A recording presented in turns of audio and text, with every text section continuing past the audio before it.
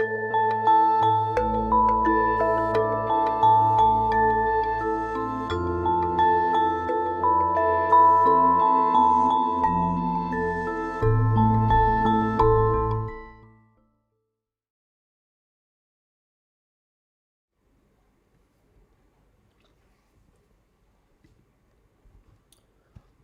everybody, this is Mike.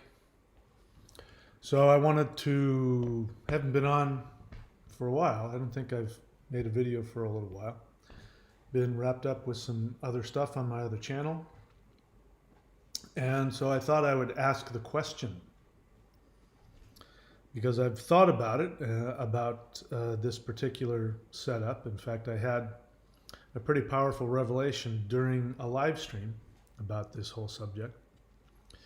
So whenever we talk about twin flames, you can't separate twin flames from super empaths, and you can't separate twin flames and super empaths from narcissists.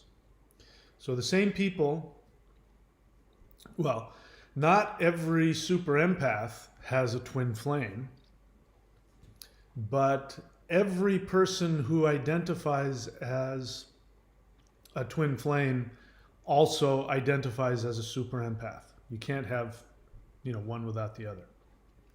So I asked the question, are twin flames covert narcissists? What is actually the 5D? What is it really? So I'll just get right into the comparison and what I think is really going on with all of this, and we'll see if anybody shows up. Then we'll go ahead and have some discussion. So, twin flames, if you're not familiar with how that works, according to the twin flame theory, which by the way is very new. If you go back 10 years, 15 years, 20 years, there's no such thing as twin flame. There was just soulmates.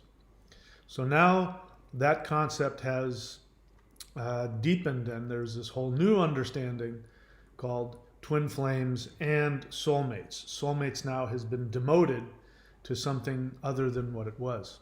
And so what used to be in the place of soulmates 20 years ago is now called twin flame. So the way twin flames work, and I guess there's some varying theories on it, but as I understand it, the way twin flames work is that before incarnating, there is a soul, one soul. And for whatever reason, that soul is split into two, a male and a female, or a masculine and a feminine, I should say, because you can be a feminine soul but in a masculine body and vice versa.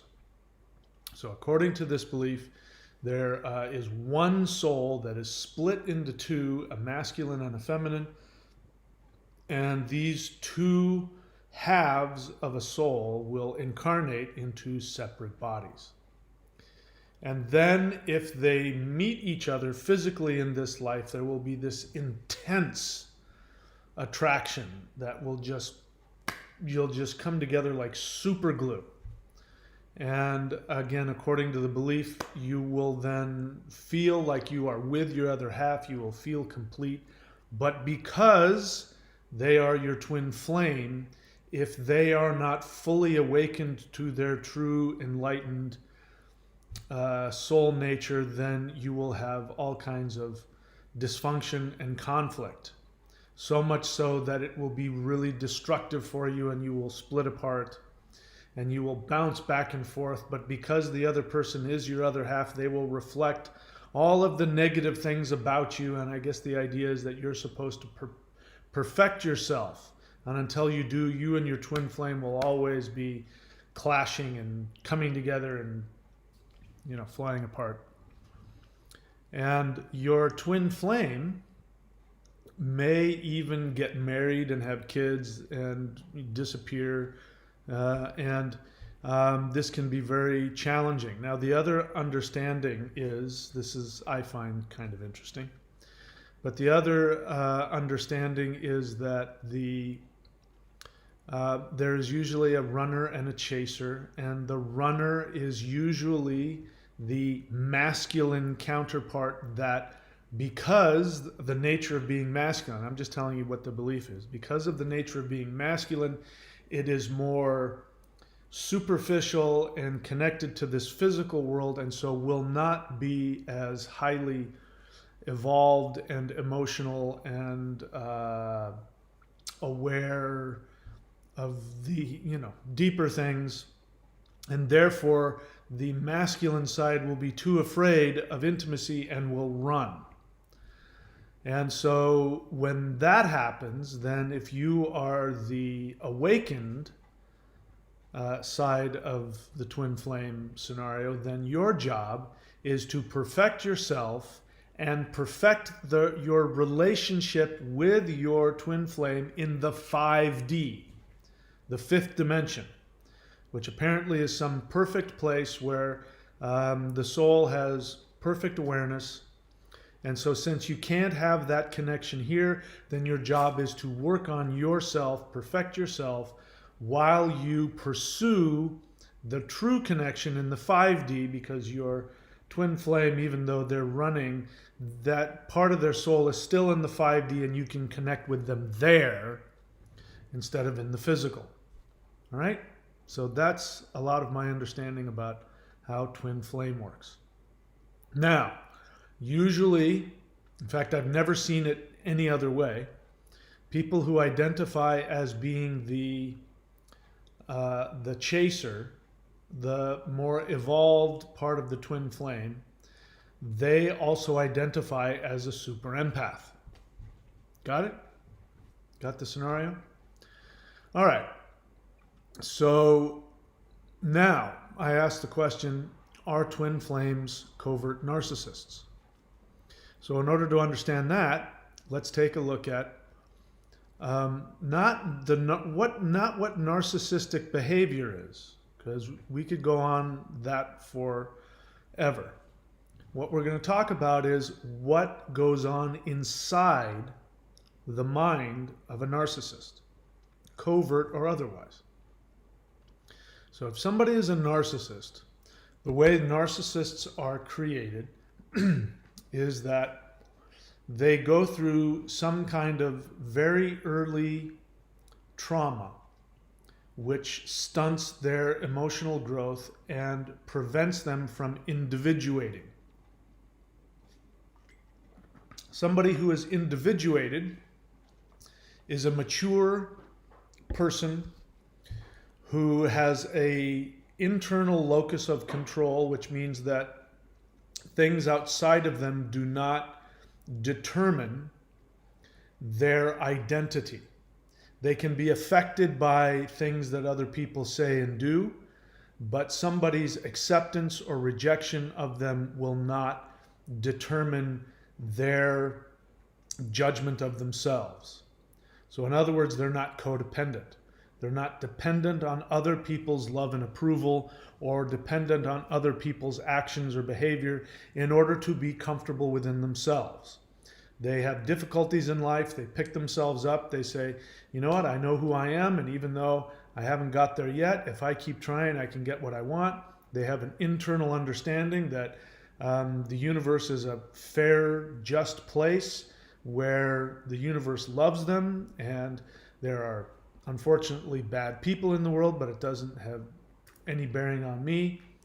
And they're able to self-soothe. In other words, when they get disappointed by life, when objective reality does not go their way, they have the ability to have all of their feelings, their sadness, their frustration, their anger, whatever it is, their confusion, their doubt. They can have all these feelings, but because they are individuated, because they have an internal locus of control, they are able to self-love and self-soothe, which allows them to, look as though, things just like water off a duck's back, right? So that is an individuated person, a healthy person. The narcissist, what happens is very early in their development, either, it's usually somewhere between 0 and 2 years of age, they go through repeated trauma. The trauma can be all kinds of different things. It can be actual abuse. It can be a traumatic event, like being, as a 2-month-old being left out, in the rain for, a couple of days. It could be something traumatic like that. It could be neglect. It could be actual physical abuse. It could be emotional abuse. It could be even the confusion that comes from spoiling. When you spoil a child and you don't give them any boundaries, it tends to screw them up really badly.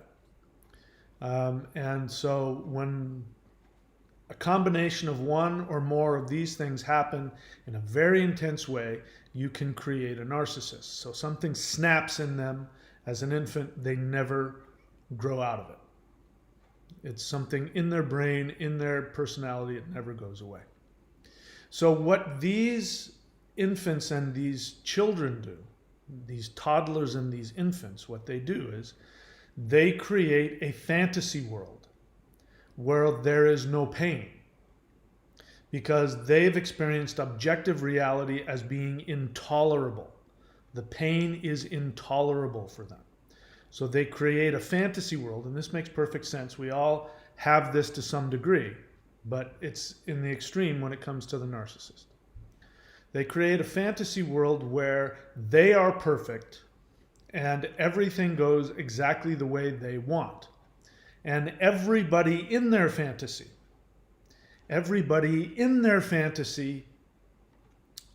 gives them exactly what they want, treats them like a god. They are a god in their own mind. In fact, it's actually not them. They create a fantasy version of themselves. And then they fill this fantasy world with their fantasy version of themselves, which is perfect. Everybody loves them. It's a god. They are worshipped. And then there's a bunch of servants. There's a bunch of other people and beings, but those beings don't have any volition in and of themselves. It's very much like the biblical Jehovah. There's God and then his angels. These angels have no will of their own. They have no free will. They must only do what Jehovah wants them to do. They must only serve Jehovah. This is a very narcissistic idea. So what happens with the individuated person is that the individuated person has a relationship between their own individuated identity and objective reality. So they learn how to they want to live in objective reality, and they know how to interact with objective reality in ways that benefit them and others, and they're able to tolerate and actually grow from negative experiences. When they get hurt, when they get betrayed, when bad luck hits them, when tragedy happens, because they are individuated, they are able to grow. This creates, in fact, even a more profound, complex identity from which they become more interesting, more loving, more wise, etc., etc. They learn from life. The narcissist does not. The narcissist it wants to avoid objective reality at all costs, because objective reality is intolerably painful. And because they are so immature, emotionally and psychologically, when they interact with people in objective reality, like another person, they find another person, they then take that, as Vaknin calls it, a snapshot of that person. They first meet them, they go click, and then they take that two-dimensional idea of that person and bring it into their fantasy. And then in their fantasy, that person then serves them as God, serves them and only does what they want and gives them supply, but has no identity of its own, or any, just like an angel, has no free will and only serves God. So the problem is that that's not how things work in objective reality. Those people walking around in objective reality most often do not simply bow down to your fantasy. Unless you are, guess what? a codependent. If you're a codependent, then what ends up happening is you meet the narcissist. The codependent also does not have an internal locus of control. And the codependent needs to be accepted and loved and is willing to throw away their boundaries and change their identity and live to please the other person. And as long as that person, loves them, this is why codependents, oftentimes will put up with all kinds of things, really crazy, destructive relationships, kinky, really like crazy, kinky relationships and slave master, all that kind of stuff. A codependent is going to want that because they want to be loved. And if that's the closest they can get, or in their mind, if that's what it means, they will take it. So in that case, the objective person is willing to throw away their three-dimensional reality and become a two-dimensional person, and as long as they can be accepted. And then the narcissist is happy because then that real person has volunteered to jump into their fantasy world and live this superficial two-dimensional service life. So the narcissist wants to take their superficial, unrealistic fantasy and paste it onto objective reality. And so that's what they're constantly doing. Objective reality does not go along with that plan very often, which is why narcissists are, by the way, narcissists are very rarely these geniuses where everything works out. I don't know why people say that, because it's just not true. They're brilliant at not ever cooperating well with people. And it's not that everything goes their way. It's just that they are so stubborn about having their fantasy that it's every now and then things do go their way for temporary, for a time. And those of us watching seem to think, how can they get away with that? Well, because they do the same thing to 1 billion people. And out of 1 billion people, it's a numbers game. It's just like sales. If you sell the Brooklyn Bridge to enough people, at some point, somebody's going to buy it. Right? Okay, so now we know what a narcissist is. A narcissist is somebody who has this unrealistic fantasy world and wants to paste it onto objective reality. And when that doesn't work, they often retreat into their fantasy, which is why in actuality, narcissists are very dysfunctional. They usually can't hold down jobs. They usually can't hold on to money. They can't hold on to relationships, and that's because they can't take their false reality and paste it onto objective reality. All right, so you got that? Narcissists live in a fake reality and they're trying to paste it onto objective reality. Now, what does this have to do? How does this connect with the whole idea of twin flames and super empaths? Because you never have somebody who believes in twin flames who's also not somebody who believes themselves to be a super empath. You never have you never have those two separate. I guess you can be a super empath and not have a twin flame. But if you believe you have a twin flame, by definition, you will say you're a super empath. I've never not seen it. So does that mean that twin flames are covert narcissists? So what is a covert narcissist? People love to throw this word around. If you've been on my channel for a while, you know what my take on covert narcissists are, but this isn't my take on it. This is actually what psychology, the actual definition of a covert narcissist. If you watch the vast majority of YouTube channels and you see the word covert narcissist, you are going to you're going to let the name fool you into a false definition, which is most people out there believe that a covert narcissist is this evil genius narcissist, this selfish, destructive, evil person who is pretending to be loving and compassionate and have empathy, when in reality they know that they're not. I have no empathy. I'm going to eat you alive. Hi, I'm a covert narcissist. That's what most people think a covert narcissist is. And that's an understandable mistake because the name makes it sound like that. Covert means hidden. So a hidden narcissist, but that's not what it means.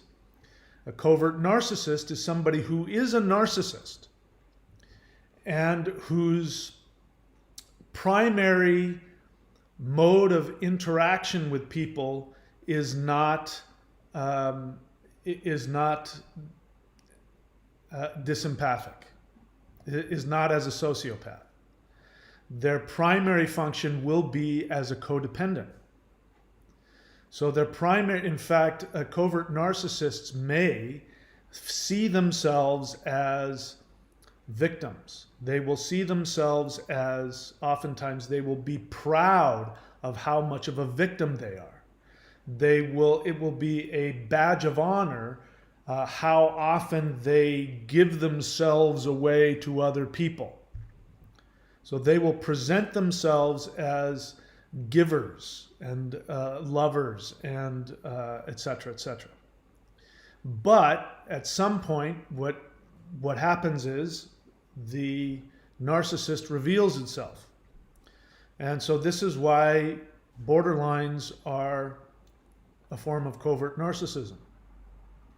Borderlines, people who have borderline personality disorder, forgive me for saying so, I hope I'm not bursting your bubble or hurting your feelings, but this isn't me talking, this is psychology.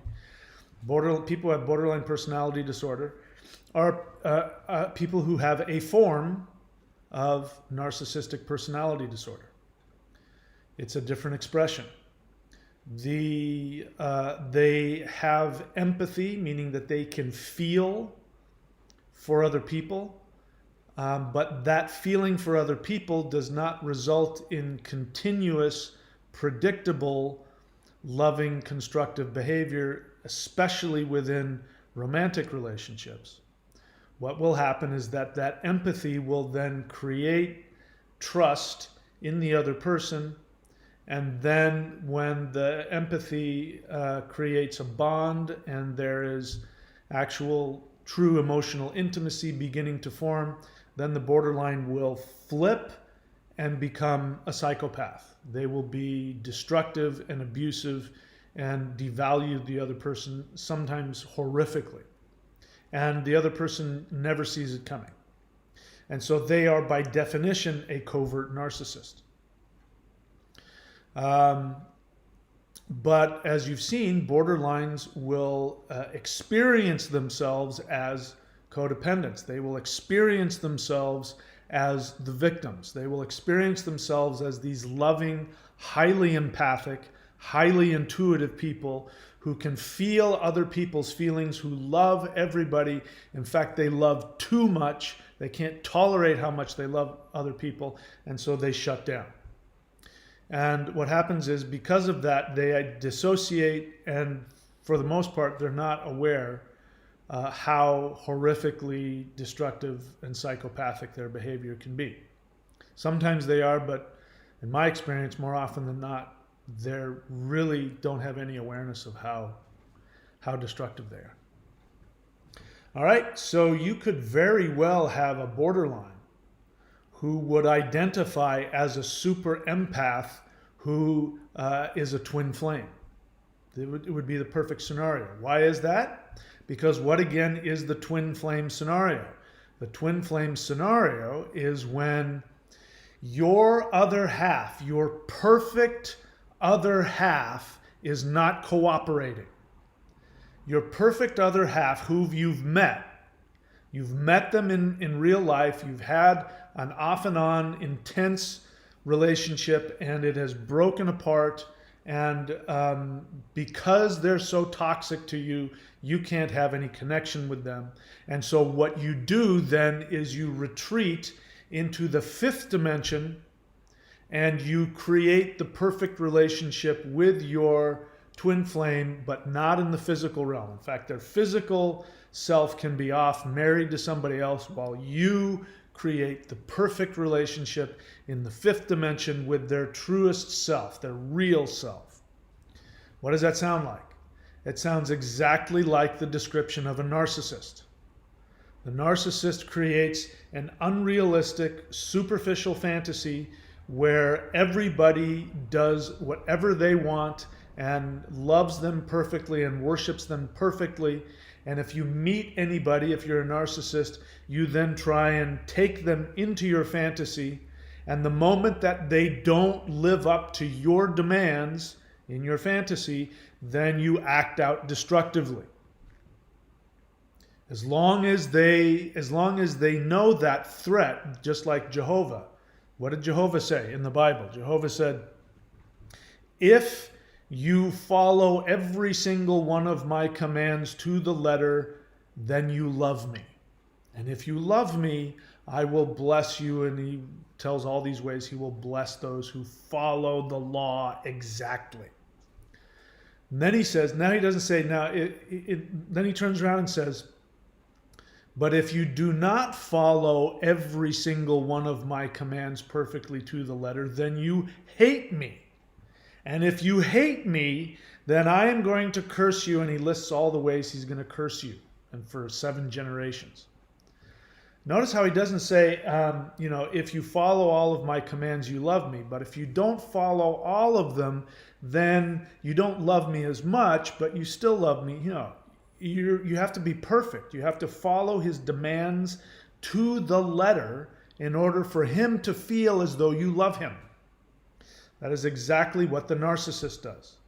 The narcissist wants obedience. You must absolutely give them everything that they want, when they want it, how they want it. In fact, you have to know ahead of time what it is they're going to want before they even know it. And if you don't do that perfectly, then you hate them. Borderlines also do this.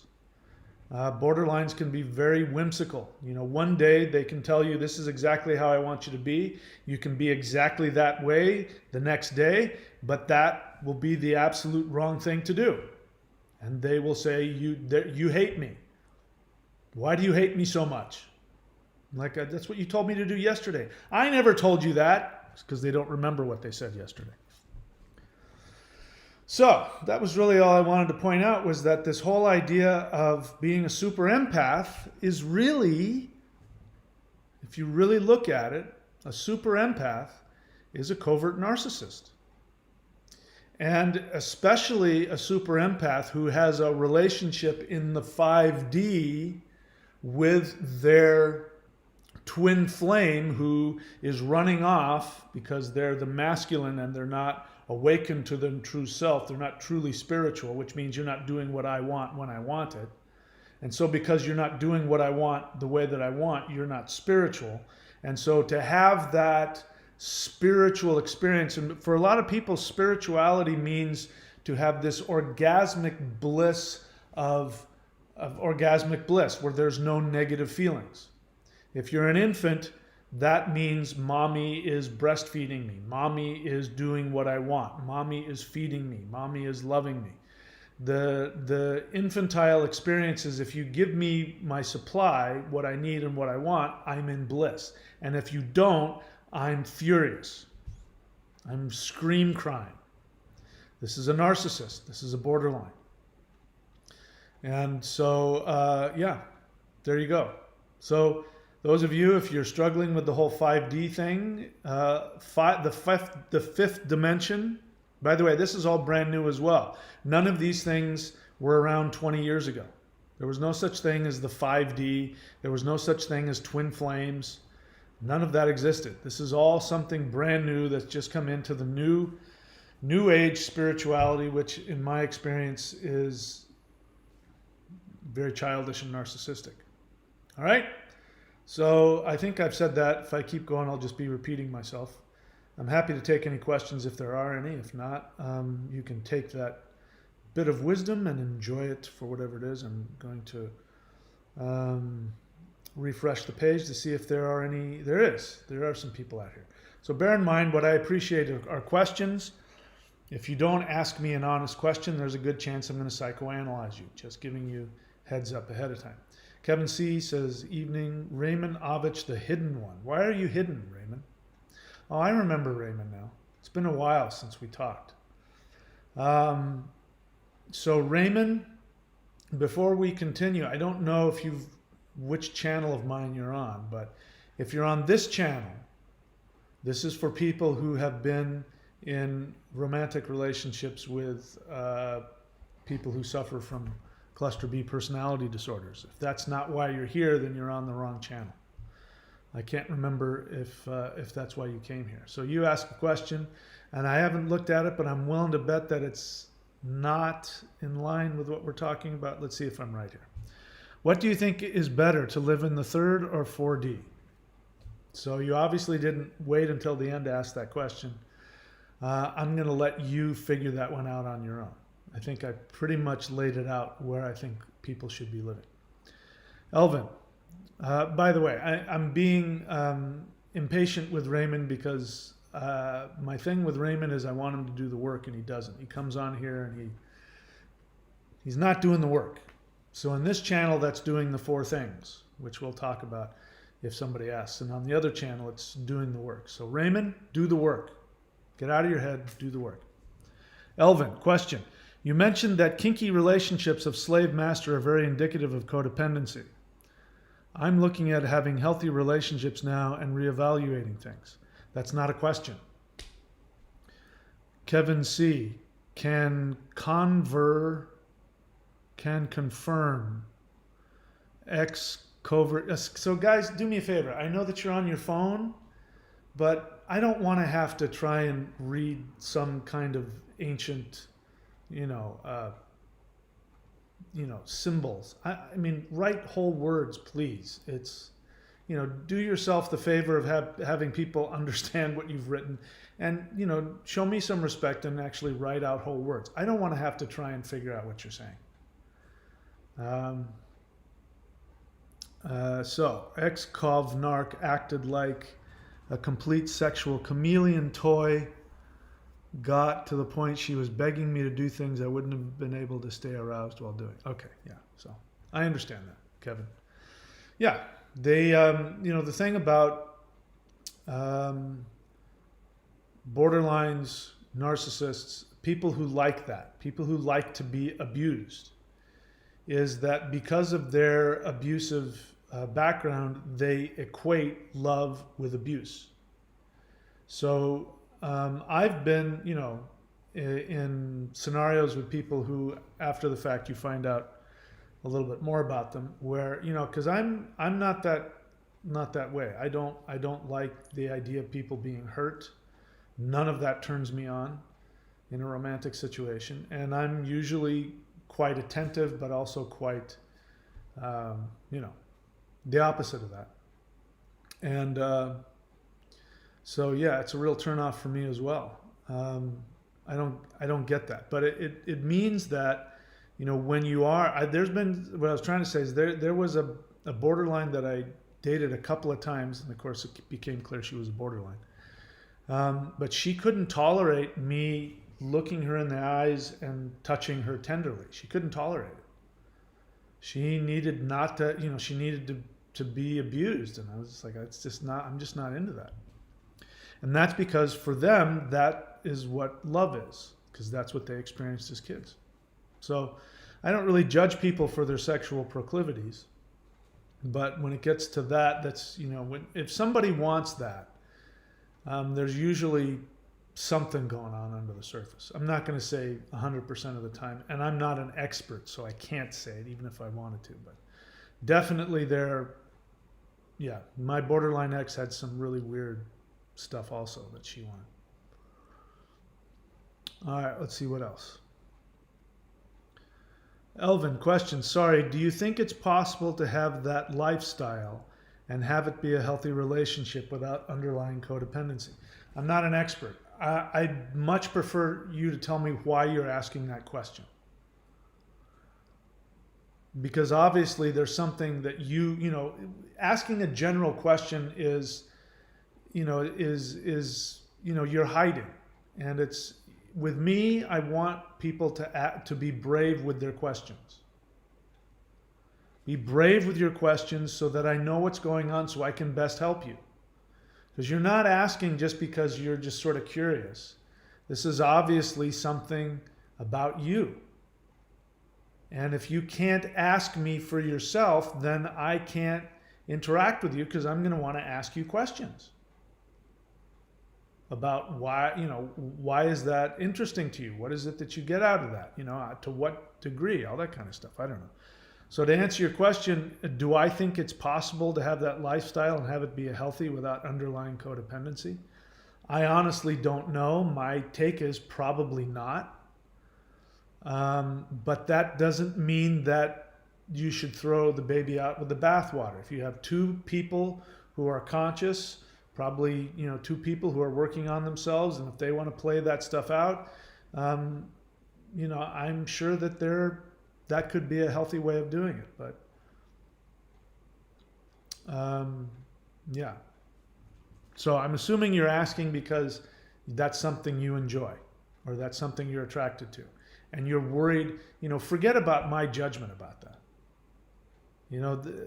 What people do for sexual pleasure is entertainment. Worry about the more important stuff. Are you in healthy relationships? Are you doing the 4 things? Worry about that first. What you do for fun, that's the last thing on your list to be asking about, in my opinion. It's the least important. Raymanovich, the hidden one. Question about the work. All right, so this is the other channel. Raymond, we don't talk about that stuff here. So this is one of the things about you that I get annoyed with. You're really, again, if I remember, you remind me of like a young guy, like you're in your teens. Save those questions for the other channel. That's not what this channel is about. I don't think you belong on this channel. Okay? This is a completely different channel for other stuff. You're welcome here if you have experience in this. If not, keep the other stuff on the other channel. All right? Kevin C. Okay, that's not a question. I prefer questions. Let's see. There's not a whole lot on here. I got nothing else to do, so I'll go ahead and read it. Hey, Mike, I've been starting things with a woman who is very successful and very busy. I've been recovering from codependency and past trauma over the last 3 years. Therapy, self-work, my content. Are you doing the 4 things? If you say you're doing my content, it's the 4 things. All 4 of them. Not 1, not 2, not 3, but all 4. Are you doing all 4 of them? If so, then you can say that you're doing my stuff. It's actually very nice to be getting into something with a successful woman. However, I do see how the feelings of insecurity start to bubble up. I'm now in a place where walking away is definitely on the table. Why? But I guess I'm juggling if I should continuously give it time. I mean, Kevin, I don't know. I mean, I can't, there's no way that I can, you haven't told me anything about it other that she's successful, which could mean nothing. There's no shortage of borderlines and narcissists who have successful businesses and are successful in some ways and unsuccessful in other ways. There's also no shortage of, dysfunctional people who are successful in some ways and not in other ways. So, I mean, there's just nothing I can help you with in terms of that, because I don't see it as being a question, number one.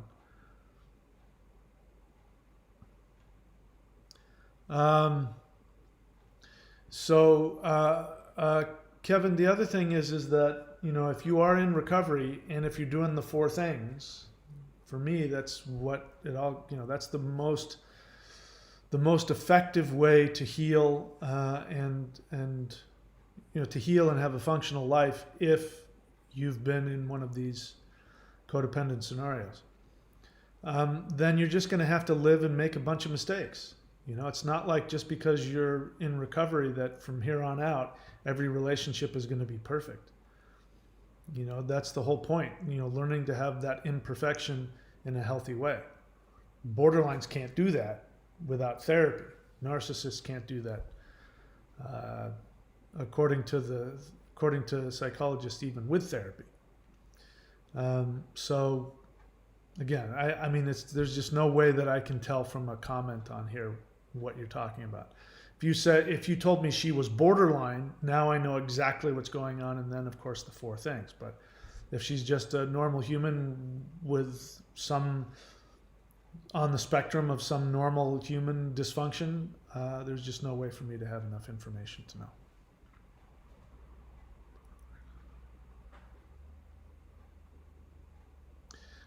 Raymond, again, why, does it bother you that you annoy me so much? And I'm asking that because you don't seem to put any effort into changing the way you communicate with me. It would seem to me that if you cared, you would want to know how to best interact with me to get the best from me. And you don't do that, which leads me to believe that either you're a kid or you're very narcissistic, or there's something up with you, like maybe you're autistic. Because, I can't make myself any clearer. And you throw out this sentence that has no context. I don't even know what the hell you're talking about. You say, by the way, I can't be sure if she was narcissistic. I don't even know who you're talking about. Because your other question had no connection to that. They're totally disjointed. Leads me to believe that something's not right upstairs. So I don't know if I can help you, because you're going to have to communicate with me in a coherent way and in context, and follow suggestions. And you shouldn't be on this channel. Again, you shouldn't even be on this channel. So you know what? I'm just going to save us both some time. I'm going to block you. If you want to interact with me on the other channel, you can, because you're asking me questions about that. But on this channel, you're just taking up time. So you can watch, but I won't be interacting with you. All right. Kevin C. Sorry for being ambiguous. It's basically just the lack of contact. So let's see. Kevin, what are you talking about?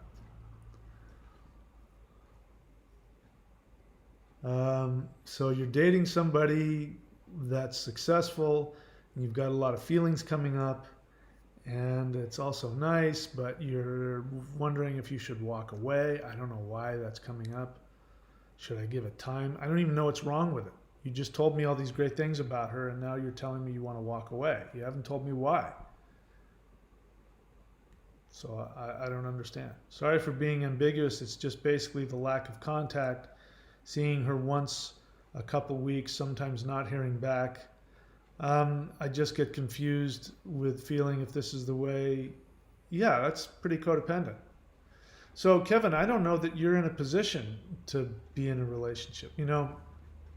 I don't have a set rule about it, but if you're doing the 4 things to recover from a narcissistic relationship, then you're working the 12 steps. If you're working the 12 steps, what they say most of the time is that you wait until you've finished all 12 steps before you even begin looking into a relationship. So it doesn't sound to me like you've done that. So what are the 4 things? This is what you need to do, in my experience, to recover from a narcissistic relationship with a borderline or with a narc. 1, you go no contact. 2, this is important, you work all 12 steps of CODA.org with a sponsor. You can't do it by yourself. And then sponsor or become available to sponsor someone else. If you haven't done that, you haven't done thing 2. Thing 3 can be done simultaneously with number 2 and number 1, which is get a therapist who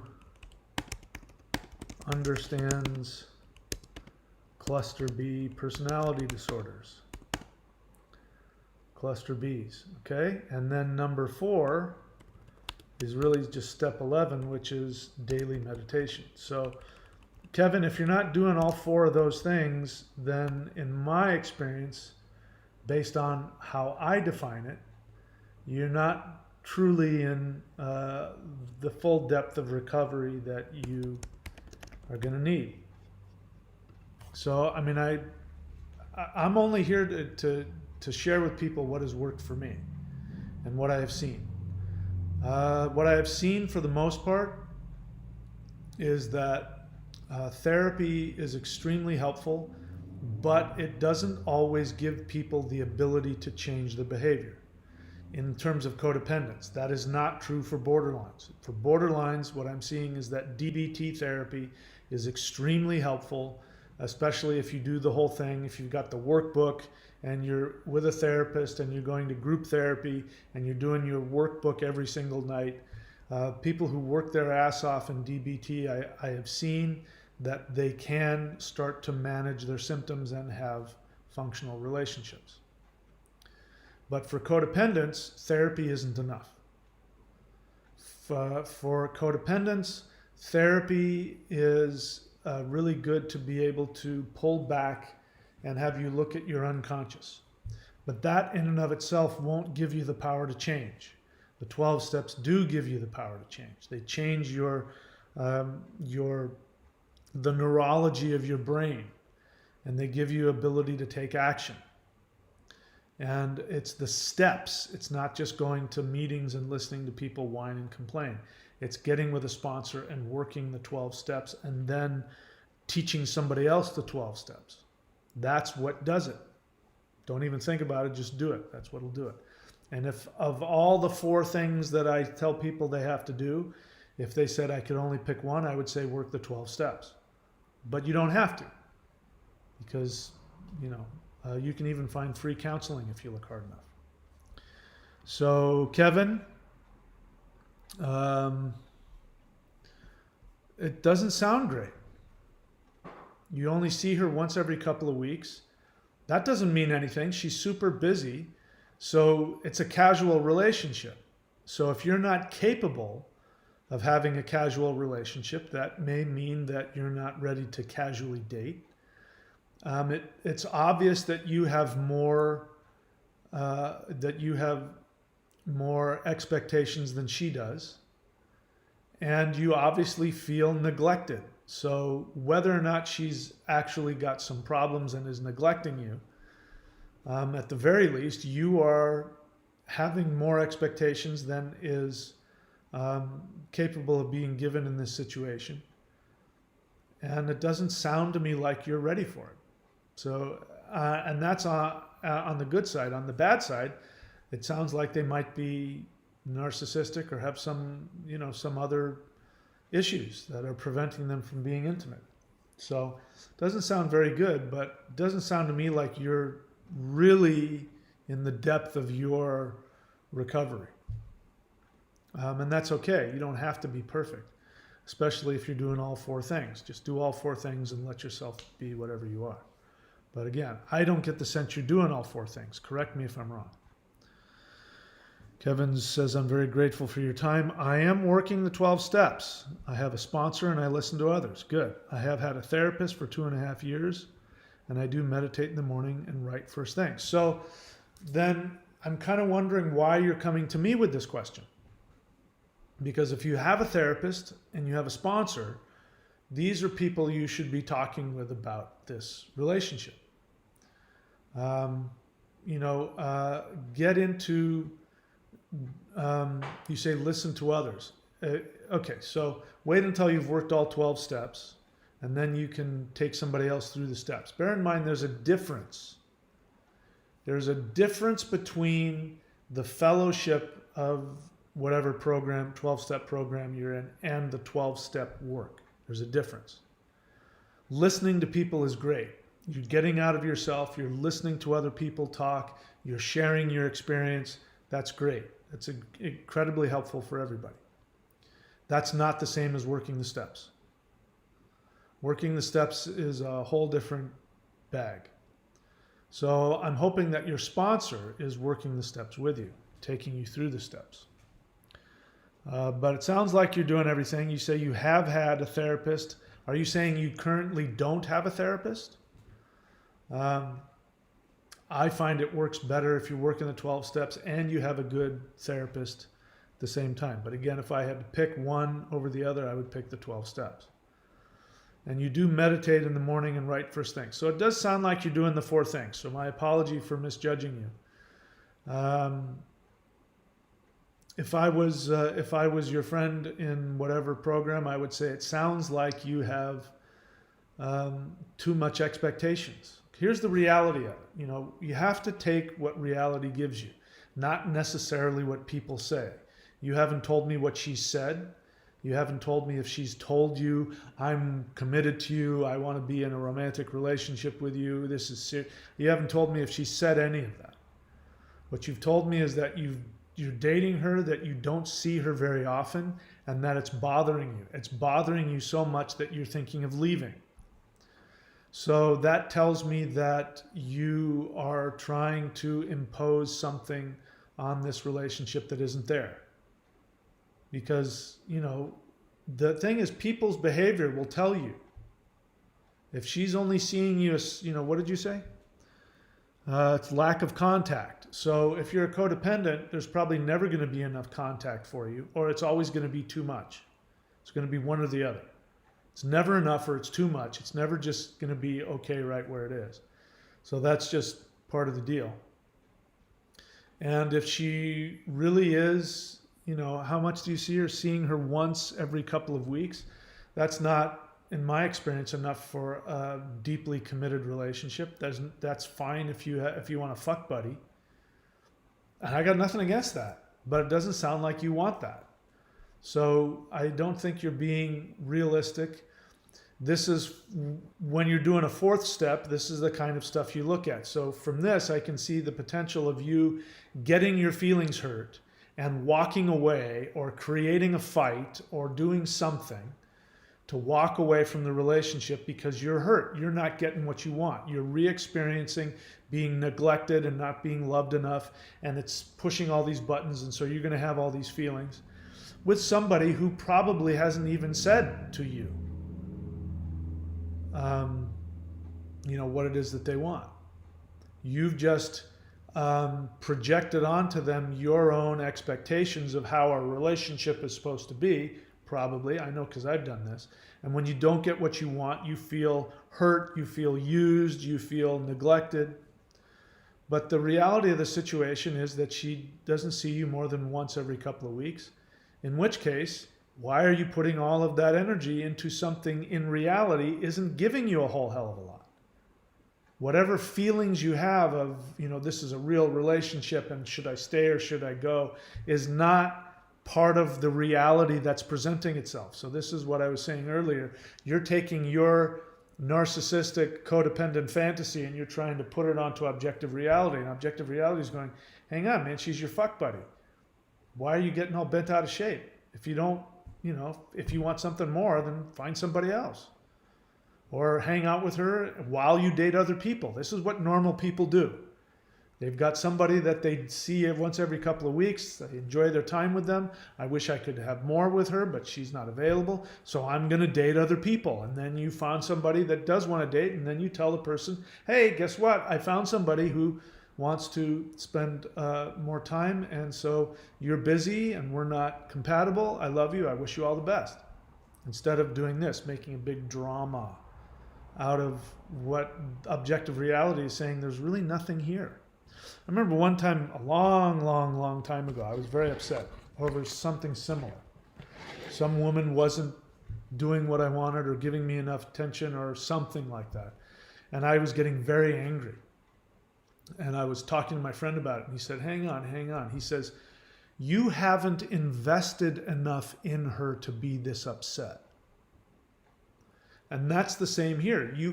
If you're only seeing this person once every couple of weeks, it's not possible for you to be investing enough in her to have any kind of reaction.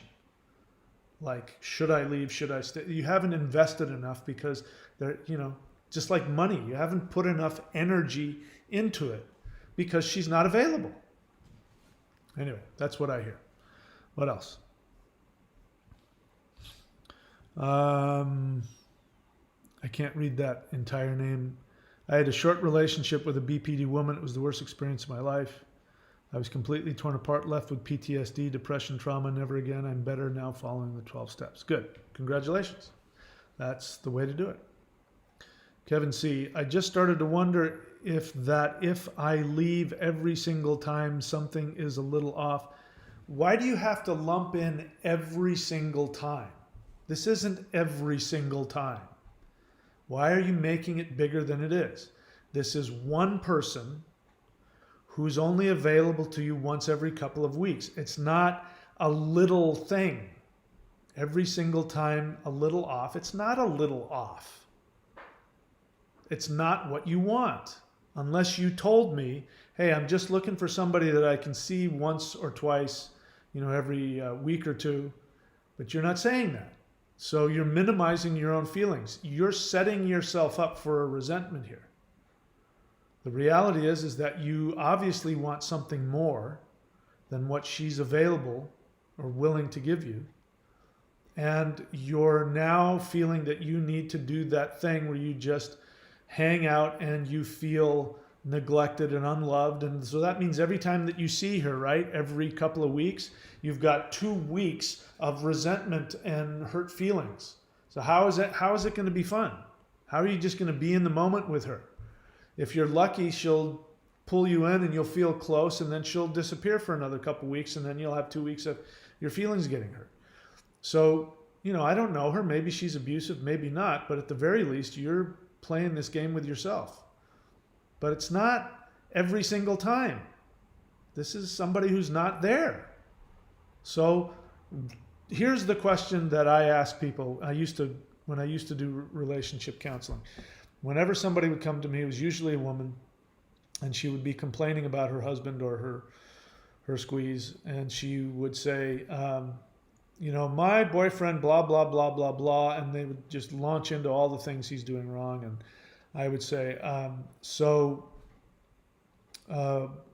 do you want the relationship to continue? Yes, I do. All right. So can you accept the person exactly as they are? Well, yes, if they just change that's not what I asked you. I said, can you accept this person and the relationship exactly as it is without changing? And if the answer was yes, then I would say, okay, then here's how I can help you with that. And then I would help them learn how to work to accept it as it was. And if they said no, they have to change this one thing, then I would say, well, then it's time to leave, because you can't get anybody to change. Nobody's ever going to do that. You can't ever get people to change. Stop trying. They won't do it. People's character is usually something that never changes.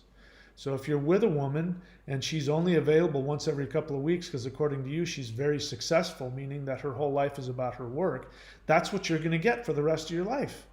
That may not be the case. Maybe she'll change later.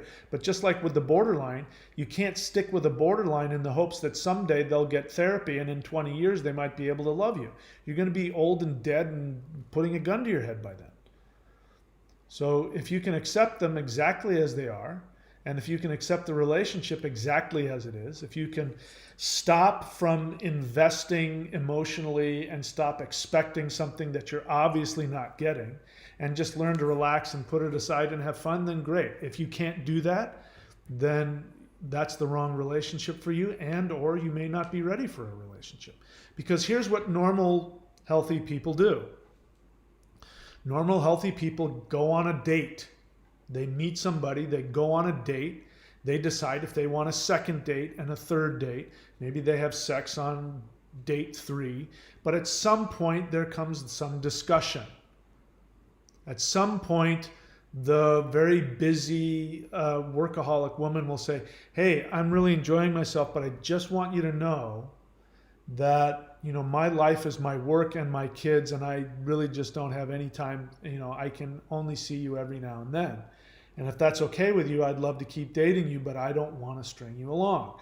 Then the other person either goes, okay, I can deal with that. I now know what to expect and I can limit my expectations, or they get into it and they say, you know what, I've decided I want more, I can't do this. They know what they want and they take action. What you're talking about is, I'm a victim of circumstance, she's the way that she is and I can't help but be here, or completely leave because it's not perfect and then I have to judge myself because I left the relationship. So it sounds to me like you need more time being alone. doing some more work. That's what it sounds like to me. Let's see. Yeah, every 2 weeks. Yeah, it doesn't sound good. What the hell is UDER? What is that? What is that? You dare? I don't even know what that is. So you're this close from me blocking you just because I don't understand what you're doing. Kaz the jazz the good the guy. Kevin C, you never changing someone answer helped a lot, but if she wasn't a borderline and was someone who could grow with me. Well, all right, so we now have to get out of black and white thinking. There isn't borderlines and then healthy. It's not one or the other. It's a spectrum. Borderlines are on one extreme end of the spectrum. There's a whole range of imperfect humans all along that have all kinds of dysfunctions. There are no shortage of extremely dysfunctional people who aren't borderlines or don't have cluster B personality disorders. People with cluster B personality disorders have a very difficult time with objective reality. They dissociate, they can't tell the difference between their fantasies and objective reality. They have a mental illness.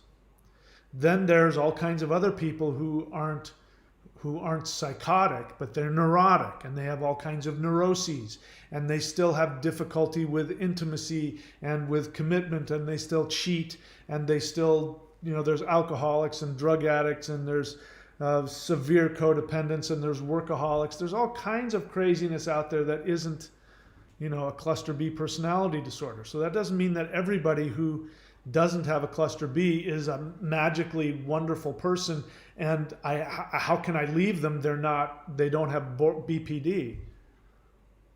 You're still going to have to walk through that minefield.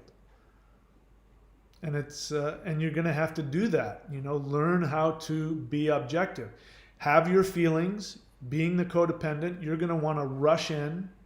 You're going to want to rush in and dump all of your needs onto them, and you're going to want it to be an intense, committed relationship where whatever. Or you're going to want, like this, you're going to want somebody who's a workaholic and isn't available or has multiple relationships going on so that you can feel neglected because that's your thing because you're a codependent. And, you're going to have to learn how to grow through all of that.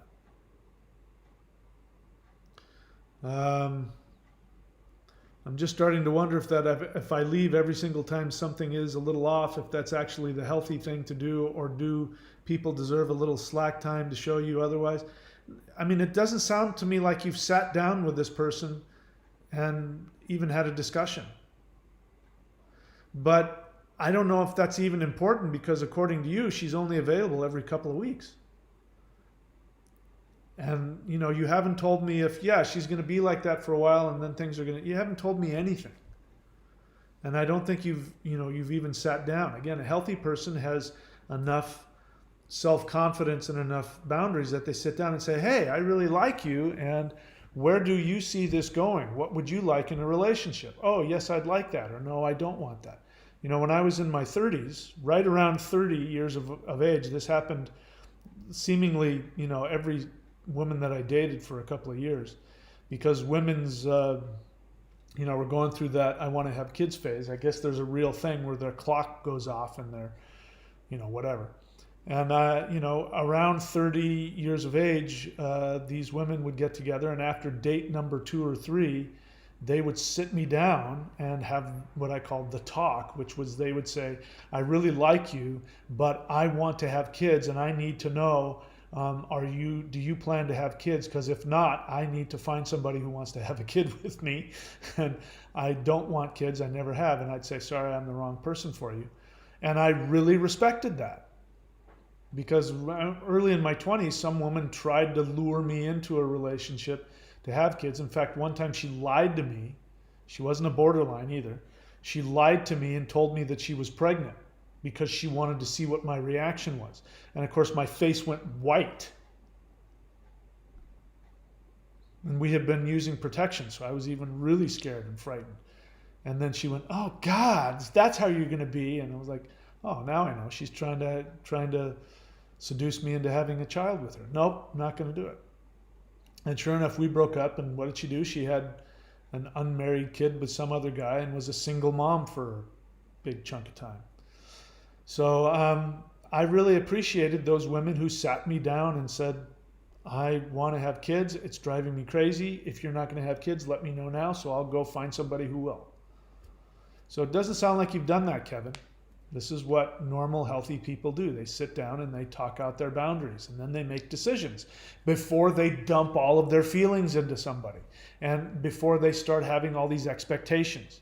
Bear in mind, you're a codependent, so you go into a relationship needing and wanting them to fix all of your emotional needs, all of the neglect that you went through as a kid. You're going to want that person to do that for you. So just be aware that that's something that you do. And, you know, the way you're talking about it, you know, when things don't go right, break up with them. You know, that's, you know, it's a two-sided coin, which is I either want too much or I can't tolerate it and I have to leave. Again, I don't know if you're in a space that you're ready to be in a relationship, but that's something for you, your therapist, and your sponsor to figure out. What else?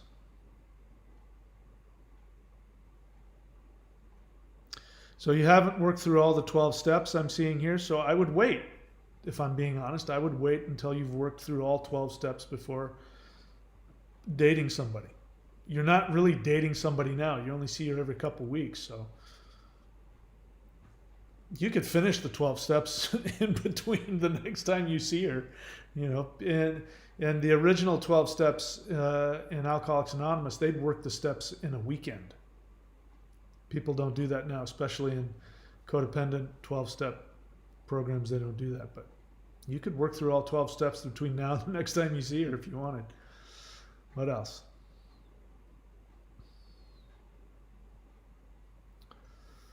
I'm going through all of Kevin C's stuff. Kevin C, we've just started dating 2 months. 2 months isn't just starting. 2 months is a long time. Just started meaning it's only been a couple weeks and we've had 4 or 5 dates. That's just starting. You've been dating 2 months, 6 nights together without any problems. Well, of course, you just met. Of course there aren't any problems. You don't know each other well enough to know if there are any problems yet. Enjoyed time together. I just feel like talking about this is unacceptably soon. Anyway. I will focus on being more aware for sure. I mean, you've just started dating her and it's casual because you only see her every couple of months. It's, you know, you haven't, and it doesn't sound like you've discussed anything. So you should be discussing things with her before you start launching into all of this stuff you're doing. Yeah, only 6 nights together, right. But that's still, I mean, the time for you, the time in between those 6 nights, I already know, right? 6 nights means it's, you know, you guys have already had sex. So you go and you have sex, maybe you spend the night, and then there's 2 weeks while you're sitting there thinking about the relationship and what it means and what are you going to get out of it and when am I going to see her next, and no, I have to leave, it's not good enough, and no, should I stay? I know, I already know. Bear in mind, that's not what, you know, the average person does. The average person doesn't do that. The average person at this point would be saying, yeah, there's this person that I date casually. I see her every couple of weeks and we get together and we have great sex. But, you know, I don't see her all that often. So, I mean, I'm still, you know, looking at other people. Or we've talked it through or something. You haven't done any of that. You're just wrapped up in your head. Very codependent, and it's understandable. So, yeah. Anyway, that's it. I don't see anything else. No other questions. So I guess we're done. So that's it for me, guys. You see the stuff here on the left. Let me see. Yeah. You see all this stuff here. Go check that out if you want. If you want to learn what I did to heal from my destructive borderline relationship, click the join button here and you'll get access to members only videos where I go through exactly what to do to heal from these kinds of destructive relationships. All right, that's it for me. I'll see you guys next time I see you.